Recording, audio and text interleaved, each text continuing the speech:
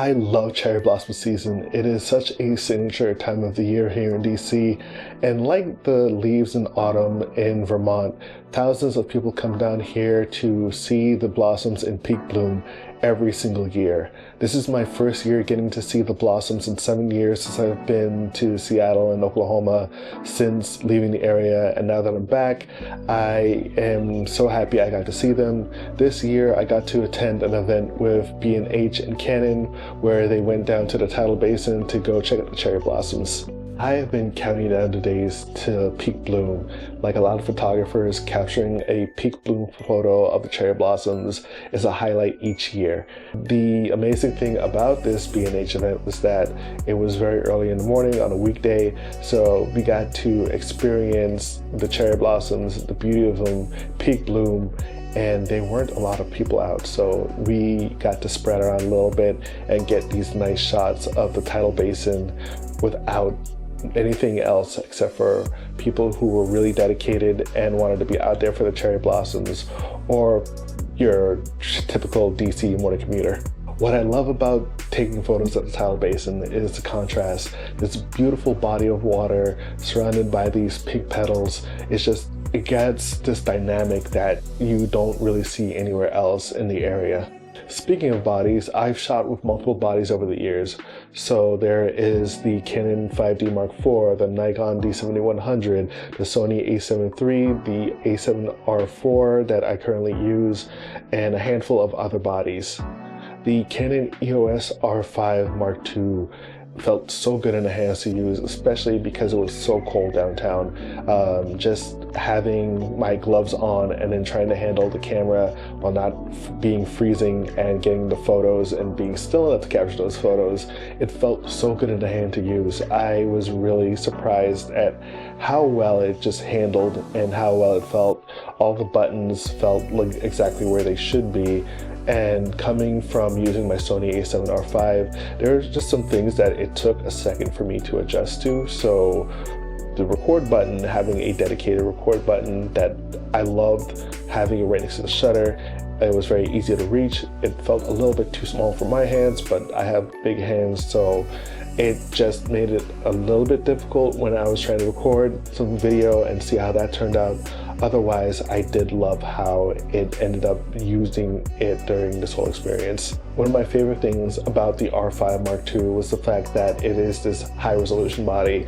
And after doing photojournalism assignments during lockdown for the New York Times, Wall Street Journal, all these publications where I couldn't necessarily get close to my subject, being able to crop in after I took my photo and just being able to get my shot, I just appreciated having that resolution. So there are times where I couldn't exactly get close to the subject because there were so many of us down at the tidal basin, and being able to compose my shot and then being able to crop in after the fact was such a huge help. Okay, so for this photo walk, Canon gave us a selection of a few lenses that we could choose from. For myself, coming from the a7R4, I wanted to go with something that was familiar and something that I knew very well.